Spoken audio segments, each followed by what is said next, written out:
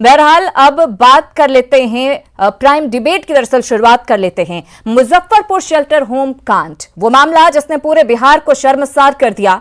इस मामले का खुलासा तब हुआ जब 26 मई 2018 को Tata institute of social sciences यानी ट्रिस्ट ने अपनी रिपोर्ट बिहार सरकार को सौंपी थी, जिसमें कहा गया था कि मुजफ्फरपुर शेल्टर होम में रहने वाली बच्चियों की हालत बेहद खराब है। जो बेसहारा लड़कियां इस आस में यहां आई थी कि उन्हें बेहतर जिंदगी मिल सकेगी, उनके साथ जानवरों से भी बदतर व्यवहार यहां पर किया जा रहा था। उन्हें ठीक से खाना नहीं दिया जाता था, उन्हें नशीली दवाएं दी जाती थी, उनका रेप किया जाता था और मना करने पर उनके साथ मारपीट की जाती थी।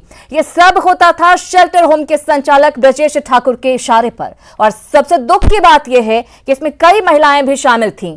खैर, मासूमों के पापियों को दिल्ली की साकेत कोर्ट ने दोषी करार दे दिया है। 20 में से 19 लोगों को दोषी करार दिया गया है। जल्द ही सजा सुनाई जाएगी। लेकिन क्या इस एक मामले में सजा सुना देने भर से इसके बाद प्रदेश के बाकी शेल्टर होम्स की तस्वीर बदल जाएगी? इसी पर करेंगे चर्चा। पहले सुनिए कुछ बयान। तो बहुत महत्वपूर्ण आया है, जो दोषी है उन्हें दोषी करार कर दिया गया है और आज मैं कोर्ट को आधी आबादी की ओर से धन्यवाद भी देना चाहूंगी। न्यायालय के प्रति हम आभार व्यक्त करते हैं। बड़ी विश्वास जगा होगा उन अबला नारियों का जिनका कोई नहीं था, वो आश्रय गृह में जाता है, उसके साथ अन्याय और अत्याचार हो रहा था। अंततः जो सजा सुनिश्चित हुई है उसके आधार पर मुझे लगता है कि सभी दोषियों के खिलाफ कड़ी सजा का प्रावधान किया जाएगा। ये एक ऐसा फैसला है जो नजीर बनेगा। अब केवल फैसले को लेकर के अब यही कह सकते हैं कि क्वांटम ऑफ जस्टिस केवल तय किया जाना है और एक तार्किक परिणति पर बहुत ही अल्पावधि में यह पूरा प्रकरण आज कहीं न कहीं पहुंच गया है। तो आज साकेत कोर्ट ने जो फैसला सुनाया है, उस फैसले का सभी स्वागत करते हुए नजर आ रहे हैं और जाहिर है जिस तरीके से 34 बच्चियों के साथ हरकत की थी इन लोगों ने, इन्हें कड़ी से कड़ी सजा मिलनी चाहिए। अब इंतजार सजा का दरअसल किया जा रहा है, लेकिन क्या इतना काफी है? हमारी सभी मेहमान हमारे साथ जुड़ गए हैं। शिल्पी सिंह सामाजिक कार्यकर्ता हमारे साथ जुड़ी हैं, बहुत स्वागत है आपका। संतोष कुमार याचिकाकर्ता हमारे साथ जुड़े हैं, आपका भी बहुत स्वागत। अजीत चौधरी प्रवक्ता बीजेपी हमारे साथ जुड़े हैं, आपका भी बहुत स्वागत। धीरेन्द्र मुन्ना हम प्रवक्ता हमारे साथ जुड़े हैं, आपका भी बहुत स्वागत। सबसे पहले संतोष कुमार आपसे जानना चाहूंगी, जैसा कि कहा जा रहा है ये फैसला एक नजीर बनेगा आने वाले वक्त के लिए, बाकी सभी मामलों के लिए इस तरह के जो मामले होंगे, क्या वाकई ऐसा है? देखिए, ये मामला सिर्फ इसका नहीं है। मामला 302 एक तो उसमें शामिल नहीं किया गया। सीबीआई ने अपनी जो इन पे जो चार्जशीट फाइल किया था उसमें 302 नहीं है। और हाल फिलहाल में जो सीबीआई ने रिपोर्ट सबमिट किया सुप्रीम कोर्ट में, उसमें ही बताया है जो बच्चियों की मौत नहीं हुई है। और सारी बच्चियां 35 बच्चियां जो पहले से गायब थी वो सारी बच्चियां मिल गई है। लेकिन हैरान करने वाली बात यह है, जो मुजफ्फरपुर शेल्टर होम सी गवाह और पीड़िता जो वहां से शिफ्ट किया था मधुबनी, वो आज तक नहीं मिला हो। पहली बात। दूसरी बात है, ठीक है ब्रजेश ठाकुर पे दोषी और 19 पे दोषी करार कोर्ट ने किया है, लेकिन अभी भी इसके पीछे जो सिंडिकेट है उस सिंडिकेट को अभी तक भी बाहर नहीं आया है। आप इसके साथ ये भी देखें, सीबीआई ने ये कहा जब 25 डीएम सहित 71 लोग इसमें दोषी हैं या किसी न किसी तरीके से उनका इन्वॉल्वमेंट है। जब सीबीआई ने यह कहा 25 आईएएस दोषी हैं, तो उन्होंने लॉटरी सिस्टम से तो किया नहीं होगा या अल्फाबेट के से तो नाम लिया नहीं होगा, ये किसी न किसी तरीके से उनका इन्वॉल्वमेंट होगा।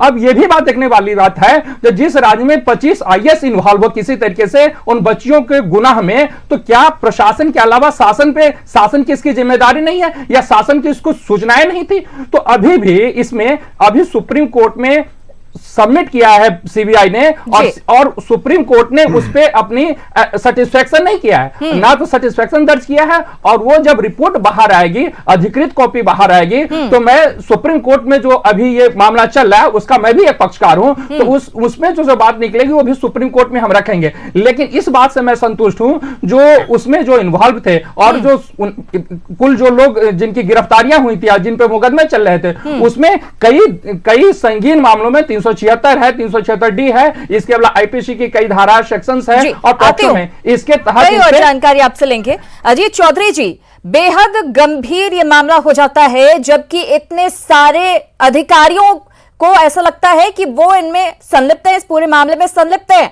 सरकार कार्रवाई करेगी, हम उम्मीद करें कि सरकार की तरफ से देखने को मिलेगा कि जल्द से जल्द इस मामले में कार्रवाई होगी।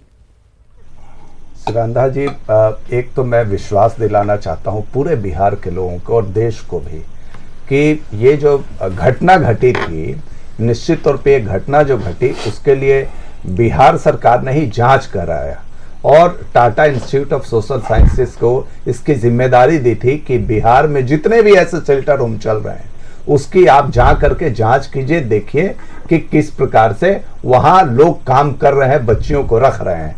एक तो एक बात है, तो जो वाकया जो सामने आया अजीत चौधरी जी, उसमें बिहार शुरुआत में जब ये रिपोर्ट सामने आई थी तो आप ही की पार्टी के बिहार सरकार ने कोर्ट में इसका विरोध किया था, इन्वेस्टिगेशन नकार रहे थे और इस बात से इनकार कर रहे थे कि इस तरह की कोई घटना हुई है। मैं किसी के बातों पे नहीं जाना चाहता हूं, मैं ये कह रहा हूं कि जो भी आज बातें हैं वो बिहार के सामने है, देश के सामने है, और उसमें बिहार सरकार ने ईमानदारी से इस पे कार्रवाई की है। कोई चीज कार्रवाई करने में समय लगता है, और एक बार फिर से सीबीआई ने जो आज दिया कि भाई वहां 302 के मर्डर के कहीं कोई ऐसे साक्ष्य नहीं मिले हैं, कई सारी बच्चियों के बारे में भी बता रहे थे संतोष जी को, उनका अभी तक पता नहीं चला है। अगर इनको पूरा का पूरा न्यायालय पे भरोसा होना चाहिए, सीबीआई ने जांच किया है, और मैं उतना ही साथ साथ इनको सरकार के ऊपर भी भरोसा रखना पड़ेगा, और निश्चित तौर पर सीबीआई ने जो इतने ही अच्छे तरीके से मामले की जांच हो रही थी, इतने ही अच्छे तरीके से मामले की जांच हो रही थी, तो शायद सुप्रीम कोर्ट को फटकार लगाने की जरूरत नहीं पड़ती और इस मामले को शायद दिल्ली शिफ्ट नहीं किया जाता। मैं श्रीरांधा जी, इसमें दोषी कहां है, मैं बताता हूं दोष कहां है। आप ये बताइए कि जितने भी इतने बड़ा लाखों कर्मचारी एम्प्लॉय, उसमें जूनियर से लेके सीनियर तक, एक आईएएस भी है और एक चपरासी तक, नीचे तक लोग काम करने वाले लोग हैं। हर लोगों की अपनी नैतिकता और कर्तव्य को भूलना नहीं चाहिए। सरकार हमेशा सजग रहती है कि भाई सही ढंग से धरातल तक काम हो, और जो जनता के लिए सरकार ने निर्णय लिया है वो उसको पूरा का पूरा जनता तक लाभ पहुंचाना चाहिए। आपको लगता है कि तो सरकार की मैं कहना चाहता हूं कि जो भी बीच में पदाधिकारी लोग हैं जो ये फैसला आया है, बरती गई है, निश्चित तौर पर सरकार के संज्ञान दलों ने किया है, चाहे वो सत्ता पक्ष हो या विपक्ष हो, वो एक नजीर बनेगा और उसके बाद इस तरह के मामले देखने को नहीं मिलेंगे। क्योंकि हमने देखा कि मुजफ्फरपुर कांड जब सामने आया, उसके बाद एक जब रियलिटी चेक करने के लिए न्यूज 18 की टीम पहुंची अलग अलग जगहों पर, हम पटना में गए, उसके अलावा भी कई अलग शहरों में गए, तो हालात बेहद खराब थे शेल्टर होम्स के। श्रीरांधा जी, ये कोर्ट का जो फैसला है साकेत कोर्ट का, ये तो स्वागत योग्य है। मैं उसके इरादे पे, सरकार के इरादे पे तो मुझे आज भी शक है, क्योंकि जब ब्रजेश ठाकुर उस समय पकड़ा गया था तो उस समय उसने बोला था कि अगर हमें पकड़ा जाएगा या मेरे तक अगर रस्सी आएगी, गिरेबान हमारा पकड़ा जाएगा, तो कई और बड़े नाम आएंगे। तो सीबीआई ने काम किया है, मैं उसके लिए उन्हें धन्यवाद करता हूं, लेकिन इसमें और सूक्ष्म तरीके से जांच करने की आवश्यकता मुझे महसूस हो रही है। अब जहां तक मेरे भाई ने कहा कि कई आईएएस हैं या कई और बड़े राजनेता हैं, कई बड़े अफसरान हैं, तो निश्चित तौर पर उनके संबंध कई बड़े लोगों से रहे हैं, और नहीं होता तो आज इनको इतना विज्ञापन क्यों मिलता है एक छोटा सा अखबार को। दूसरी बात है, पहले मुझे कंप्लीट कर जाने दीजिए, आप तो बात बोलेंगे वो भी मैं भी सुनूंगा। दूसरी बात है कि अगर वहां पे जो नरकंकालें मिली उसमें कहीं ना कहीं मुझे लगता है कि नीपा पोती की एक प्रयास है, क्योंकि अगर वो है भी, नरकंकाल मिला तो किसका था आखिर, सरकार को इसकी जानकारी तो लेनी चाहिए, इसकी सूद लेनी चाहिए। प्लस इसमें कोई बड़े लोग हैं, उन बड़े लोगों में और कौन लोग हैं, थोड़ी ईमानदारी और बरतनी पड़ेगी सीबीआई को। अगर बरते तो मैं समझता हूं कि ये देश हित में भी अच्छा होगा। और अगर बीजेपी कहती है कि मैं साफ काम करता हूं, मैं साफ सरकार देता हूं, सुशासन की सरकार देता हूं, चलिए बिहार सरकार के लिए भी खुशी की बात होगी। और दूसरी बात है कि इसमें कई नाम आ रहे थे, 1 मिनट की, बड़े मोछ वाले और बड़े तोंद वाले कौन व्यक्ति हैं, उनका नाम मैं अभी तक नहीं आ पाया है बाजार में या मार्केट में कि वो कौन है। तो सीबीआई को तो कम से कम इतना इशारे पे तो बता देना चाहिए कि अगर किसी से काम जब करते हैं, जब किसी एनजीओ को, किसी भी संस्था को, किसी एजेंसी को कहीं भी कोई भी काम मिलता है, आप रोड का काम देख लीजिए, कहीं शेल्टर का होम का काम है, कहीं पेड़ लगाने का काम है, कहीं स्कूलों में जांच का है, अनेकों काम अनेकों एजेंसियों से ही लिया जाता है और सब लोगों को हायर किया जाता है। तो अजीत निश्चित जी, तौर पे वैसे सीधे तौर पे वो जो जिम्मेदारी रिपोर्ट करते हैं, शेल्टर ऑफिसर होम्स को की रिपोर्ट जिनकी करते हैं। जिम्मेदारी है, रिलेशनशिप का वो ये लोग, मतलब नहीं वो होता है कि विभाग आप किस सीधा तरीके का से सीधा- काम कर रहा है, आप क्या ये ऑफिसरों देखना को सरकार की आरोप जिम्मेदारी लगा नहीं दें है? कि सीधा का सीधा इन्वॉल्वमेंट नहीं, आप अजीत जी, एक बात से अजीत जी, मैं बोलना चाहता हूं। जी क्या शेल्टर होम्स की मेरे जो सिद्धांत है। हालत यहाँ पर कैसी है, क्या वहां पर निरीक्षण समय समय पर होना नियम नहीं है? क्या समय पर निश्चित वहां पर बिल्कुल निरीक्षण नहीं। किया जा रहा है? कई शेल्टर होम हैं बिहार के। इस पर मैं तो नजर सबों रखी पे जा रही प्रश्न है, करना क्या बराबर चाहता से आप इस पर नजर रख रहे हैं? क्या सरकार को इस बात पर ध्यान नहीं रखना चाहिए? रखना चाहता हूं। मैंने सिद्धांता जी, मैंने कहा वैसे कई लोगों को चिन्हित करके सरकार ने ऑलरेडी उन पे कार्रवाई की है, और मैंने पहले कहा कि अपनी कर्तव्य समझना किसी चाहिए। एक बड़े अफसर का नाम बताइए जिन पे कार्रवाई की सरकार गई। जो भी किसी एक बड़े राजनेता का नाम बताइए जिन पे कार्रवाई आप की ये गई हो। बताइए, ऑफिसरों की ड्यूटी होती है कि लगातार वो जा करके धरातल पर देखें। अगर कोई जिले का पदाधिकारी है, समाज कल्याण पदाधिकारी है, उसकी ड्यूटी बनती थी कि वो जाकर के देखे। अब लगातार एक सीएम और एक प्रधान सचिव हर दिन अजीत चौधरी वहां जी, जाकर के देखेगा। अब हम नीचे से तो उम्मीद feedback करेंगे आता है। कि जिन लोगों के नाम आ रहे हैं सामने, जिनकी इन्वॉल्वमेंट बताई जा रही है, उन पर कार्रवाई हो। बहरहाल शिल्पी सिंह, आपसे जानना चाहूंगी, बहुत ही दुख होता है ये जानकर जब ये पता चलता है कि जो ये पूरा मामला था मुजफ्फरपुर शेल्टर होम का, आज जो लोग दोषी करार दिए गए हैं उनमें कई महिलाओं के नाम शामिल हैं। महिलाओं को इस तरह से प्रताड़ित करने में, उन्हें एक नर्क की जिंदगी देने में महिलाओं की कितनी बड़ी इन्वॉल्वमेंट थी, ये बड़ा शर्मनाक लगता है। और आज हालांकि इस मामले में सजा सुनाई गई है, लेकिन क्या ऐसा लगता है कि ये एक एग्जाम्पल सेट करेगा और आगे हालात सुधरेंगे? जो शेल्टर होम से जहां पर वैसी लड़कियां आती हैं, या फिर जो बालकों के रहने के लिए भी जगह होती है, वहां पर भी ऐसे लोग आते हैं जो बहुत मजबूर होते हैं, बेसहारा होते हैं, कहीं कोई उम्मीद नहीं होती उनके पास, वो लोग आते हैं। क्या उनकी जिंदगी और बेहतर हो सकेगी? देखिए, मैं तो ये कहूँगी कि निश्चित रूप से ये प्रोग्राम वैसी भी बच्चियां या वैसी भी महिलाएं देख रही होंगी जो हिम्मत कर पा रही होंगी कि हमारे साथ कोई अन्याय हुआ तो हम इसके लिए रिपोर्ट करें या ना करें। मैंने हर बार कहा है और आज भी कहती हूँ कि किसी भी तरह का न्याय को मिलने का जो देरी होता है ना, अपने आप में एक बहुत बड़ा अन्याय होता है। और क्यों सच्चाई को बार बार प्रूफ करनी पड़ती है? इतनी बार एक सच्ची घटना को इतनी बार हम प्रूफ करते हैं कि वो सच्ची घटना एक झूठे कांड में बदल जाता है। और सबसे बड़ी गवाह जो खुद भी विक्टिम रही है, वो आज भी लापता है, उसका कोई पता नहीं है। वो सबसे बड़ी विटनेस रही तो वो महिला है कहां?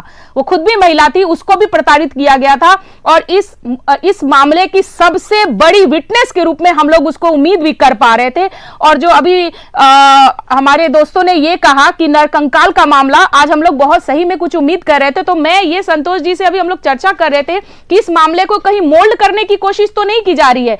और ये मुझे हमेशा लगता है कि कोई भी व्यक्ति, आप ब्रजेश ठाकुर का पहला चेहरा देखिए, जिस दिन वो अरेस्ट हुआ था, उसके चेहरे पे क्या दमदार हंसी थी। उसको निश्चित रूप से पता था कि उसके पॉकेट में इतनी तगड़ी पैरवी होगी कि वो निकल जाएगा। अगर ये मुद्दा एक आंदोलन के रूप में, आज वो चिल्ला कर रो रहे थे कोर्ट के बाहर, रो रहे थे। वही मैं वो मुझे इस चीज की खुशी है कि एटलीस्ट उसके फेशियल एक्सप्रेशन में चेंज आया। और हम न्यायपालिका से इतना जरूर उम्मीद करेंगे कि जो जस्टिस मिले वो बिल्कुल भी निष्पक्ष मिले। और उस नरकंकाल के बारे में हम सभी जनता को ये जानना चाहिए और जानने का हक है कि आखिर वो नरकंकाल किसके है, वो दफन कैसे किए गए, कब किए गए। आपके डीएनए टेस्ट में तो हर चीज है। तो कहीं ना कहीं इस मामले को मोल्ड करने की कोशिश तो नहीं की जा रही है। दूसरी बात, जैसा कि अभी कहा भी गया था कि छत्र छाया अगर मजबूत होगी तो उस छत्र छाया में रहने वाले ऐसे अपराधी हमेशा पनपेंगे और उनका कॉन्फिडेंस हमेशा तगड़ा रहेगा। देखिए, हर सेक्टर में अच्छे और बुरे लोग होते हैं, लेकिन ले दे के ये इस ऑर्गेनाइजेशंस को क्यों खड़ा कर दिया जाता है कटघरे में? बाकी सेक्टर के लोग क्या उसमें इन्वॉल्व नहीं है? उस सेक्टर पे क्या एक्शन लिया गया? बार बार एक ऑर्गेनाइजेशन का नाम दिखा दिया जाता है, सो कॉल्ड कोई भी मामला उसमें सो कॉल्ड एनजीओ चलाता है। पॉलिटिशियन नहीं थे उसमें इन्वॉल्व, अफसर्स नहीं इन्वॉल्व थे, या बाकी लोग जिनकी ये रेस्पॉन्सिबिलिटी थी कि समय समय पे जाइए, आप चेक कीजिए और उसके रिपोर्ट को दीजिए। उसके बावजूद भी दूसरे शेल्टर्स होम में लगातार विजिट हुए तो भी स्थिति सुधरी नहीं। तो कहीं ना कहीं बिहार सरकार ने जो आंकड़ा दिया है, बिहार सरकार ने जो सुप्रीम कोर्ट में आंकड़ा दिया, उसके मुताबिक 110 शेल्टर होम है बिहार में, बिल्कुल। उनकी क्या लेकिन कोई स्थिति स्थिति है सुधार नहीं है, और उसके क्या बाद इस भी पूरे मामले के सामने आने के बाद आपको लगता है कि बिहार सरकार चेती है, इस ओर कदम उठाए गए हैं, इन बिल्कुल शेल्टर भी नहीं होम्स की चेती स्थिति है। को बेहतर करने के लिए काम किए गए हैं? बिल्कुल ही, बिल्कुल आपकी उसी बात से इन्होंने कहा सरकार बहुत संजीदा है। अब आप बताएं, टिस की टीम जाती है, 1 घंटे में उनको सब कुछ पता चल जाता है, जो कहां किस किस शेल्टर होम में क्या क्या गड़बड़ियां नहीं और किस तरह का वहां चल रहा था, पूरा का पूरा अकाउंट सेक्स रैकेट एक तरह से चल रहा था। बिहार सरकार के प्रोफेशनल लेवल के पदाधिकारी से लेकर प्रिंसिपल सेक्रेटरी, आयोग की अध्यक्षा, मंत्री तक वहां जाती हैं, उनको कुछ भी नहीं पता चलता है। तो इसका मतलब है आपका ऊपर से लेकर नीचे तक कुछ भी जाता रहेगा, उनको कुछ भी नहीं पता चलेगा, तो पूरा का पूरा सिस्टम का कोई मतलब नहीं है। दूसरी बात, इन्होंने जो कहा जो नरकंकाल मिला है, सीबीआई कह रही वयस्क की है, तो वयस्क का किसकी हत्या हुआ है और फिर उसका हत्यारा कौन है, ये भी सवाल का जवाब दिया बाकी है। हत्या क्यों किया गया? ऐसा तो नहीं कि वो मामला वो आदमी देख चुका था, उसके लिए हत्या कर दी गई। और तीसरी बात जो आपने कहा, 110 शेल्टर होम का बिहार सरकार ने ऑडिट करवाया था, 110 शेल्टर होम से मात्र 6 शेल्टर होम्स को ही सही पाया गया, जिसमें से 17 शेल्टर होम को ग्रेव कंसर्न बताया गया था। उस 17 शेल्टर होम में से एक शेल्टर होम ब्रजेश ठाकुर का था और 16 शेल्टर होम में माननीय सुप्रीम कोर्ट ने सीबीआई जांच बैठाया। और यह बताइए उस 17 शेल्टर होम्स में सरकार ने अभी तक कार्रवाई क्या की? बताइए हमारे साथ अजीत जी हैं। अजीत जी बताइए क्या कुछ कार्रवाई की गई है? क्योंकि आप सरकार के प्रतिनिधि हैं तो आपका दायित्व बनता है कि इसका आप जवाब दें और जल्द से जल्द मामले में कार्रवाई हो, ताकि इस तरह की घटनाएं दोहराई ना जा सके। इसमें एक और सवाल से जोड़ देना चाहते हैं, एक और सवाल जोड़ देना चाहते हैं। माननीय मुख्यमंत्री जी ने कहा था, भरे प्रेस कॉन्फ्रेंस, आधे घंटे के प्रेस कॉन्फ्रेंस में कहा था, जो बिहार सरकार सारे शेल्टर होम्स को टेक ओवर करेगी और बिहार सरकार स्वयं चलाएगी। हाँ तो चलाएगा, बिल्कुल चलाए। ये बताइए, टेक ओवर करे ना सारे, चलाए और दिखाए चला के ना। अजीत जी जवाब दीजिए। अजीत जी एक और बात, सुगंधा जी, बिहार सरकार के खुद जो चलाए जा रहे थे शेल्टर होम, अररिया के जो 17 शेल्टर होम, उसमें से भी एक शेल्टर होम जो बिहार सरकार स्वयं चला रही थी, वो भी उसमें ग्रेव कंसर्न है। तो आप बताइए फिर इसको कैसे अकाउंटेबल करेंगे आप, और इससे कैसे कहेंगे बिहार सरकार चुनाव के पहले किसी एक स्थिति में हम गंभीर है, आरोप गंभीर लग रहे हैं और मुझे लगता है जिनके साथ एसोसिएट जो है उनको बचाने का आश्वस्त कर सकते हैं कि स्थिति सुधरेगी। अजीत जी, एक चीज मैं कहना चाहता हूँ पूरे बिहार के लोगों को आपके माध्यम से, और यहाँ संतोष जी बैठे हैं, कई सारे लोग बैठे हैं। मैं बार बार एक चीज कहना चाहता हूँ कि सरकार तो ईमानदारी पूर्वक जो एनजीओ होते हैं, नॉन गवर्नमेंट ऑर्गेनाइजेशन जो होते हैं, उसको चलाने वाले लोग बड़े ही सौम्य कहे जाते हैं, अच्छे विचार वाले माने जाते हैं, समाज सेवी कहे जाते हैं। सरकार अगर इन पे भरोसा करके, एक एनजीओ पे भरोसा करके अगर शेल्टर होम चलाने का इस तरह से भरोसा आप बिल्कुल नहीं, हम इस बात के लिए बिल्कुल नहीं, आप गलत कह रहे हैं। मामले की जांच की जा सके, मामले की जांच की जाए और उन पर एक्शन लिया जाए।